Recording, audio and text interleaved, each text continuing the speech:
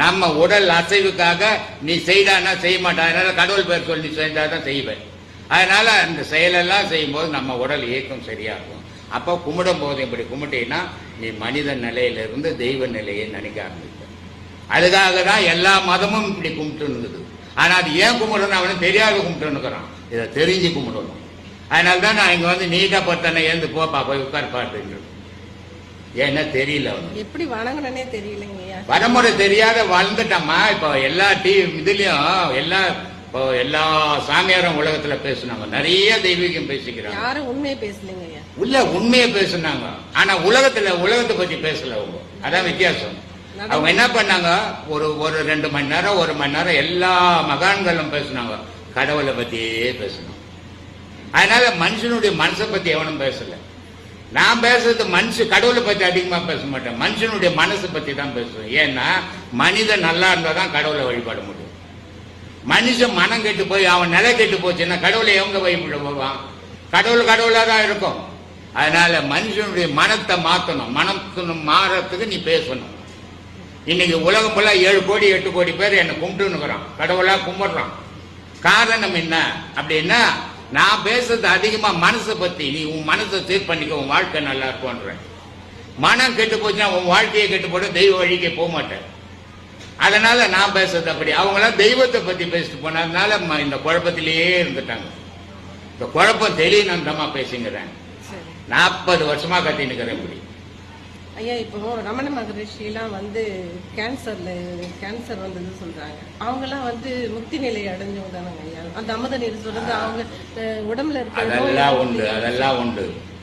ராமகிருஷ்ணர் ரமணருக்கு மட்டும் வரல, ராமகிருஷ்ணருக்கும் கேன்சர் தான். எல்லா மகானுக்கும் வந்தது. காரணம் என்ன தெரியுமா? அவங்க எந்த நிலையா இருந்தாலும், இப்ப நான் இங்க உட்காந்துக்கிறேன், எனக்கு பாவமே கிடையாது, 10 பைசாவும் கிடையாது. இப்ப இவங்க எல்லாம் வந்து காலில் விழும்போது என்ன ஆகும்? இவங்க பாவத்தை எல்லாம் நான் சுமக்கும் போது நான் பாதிப்பு தான். நான் தான் சொல்லியிருக்கேன், ஏற்கனவே சொன்னேன், எல்லா ஞானிகளை விட நான் கொடூரமா சாவேன். ஏன்னா எந்த ஞானி இப்படி கூப்பிட்டு எல்லாருக்கும் ஆசீர்வாதம் பண்ணி எல்லாரையும் பேசல, அவங்க பாட்டு தனியா நின்று பேசுவாங்க. ஆசீர்வாதம் பண்றதாலே நீங்க வரும், கண்டிப்பா வரும். புண்ணியம் அவங்களுக்கு புண்ணியம் கிடைக்குது. யாருக்கு? இவங்களுக்கு புண்ணியம் கிடைக்குது. ஆனா ஆசீர்வாதம் பண்ணவருக்கு பாவம் இல்ல கிடைச்சது. அதனாலதான் எல்லா மகானும் நோய்வாய்ப்பட்டு செத்தான் கடைசி காலத்துல. ஏன்னா எந்த கெட்ட பழக்கமே இல்லாத ஒரு ரமணர் 13 வயசுல ஞானத்துக்கு வந்தார். எந்த கெட்ட பழக்கமே இல்லாத ஒரு ராமகிருஷ்ணர், ஆனா கொடூரமா செத்தாங்க. காரணம் என்ன? இந்த ஜனங்களுடைய பாவத்தை அவங்க சுமக்கும் போது பாதிப்பு அவங்களுக்கு. ஆனா ஜனங்க சுகப்பட்டாங்க.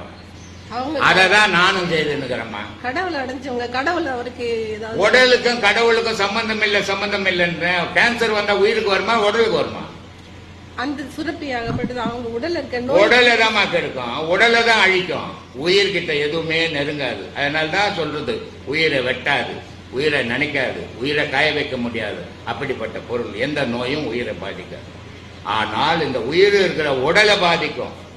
அந்த பாதைகள் அவன் சுமந்துதான் அவன் பப்ளிக் வந்துட்டானே. வள்ளலாறு யாருக்கும் உபதேசம் முடியல, ஒரே ஒரு ஆளுக்கு தான் உபதேசம் விட்டார், கல்பட்டுன்ட்டு. அவர் நோய் நொடி இல்லாத போயிட்டாரு. ஆனா மீதி மகான்ல அந்த உபதேசம் கொடுக்குற குருமார்கள் எல்லாம் பாதிப்பு தான் ஆளாவாங்க. அதுல எந்த அவன் உபதேசம் கொடுக்கும் போதே என்ன சொல்றான்? நல்லவனோ கெட்டவனோ, பாவம் பண்ணானோ புண்ணியம் பண்ணனோ, அத்தனையும் என்ன சார்ந்தது, அவனை கரையது. அதான கடவுள் கிட்ட சொல்றோம். அப்போ அந்த பாவம் எல்லாம் எனக்கு தானே வந்து சேரும். இதனால எல்லா மகானும் நோய் வாய்ப்படுவான்.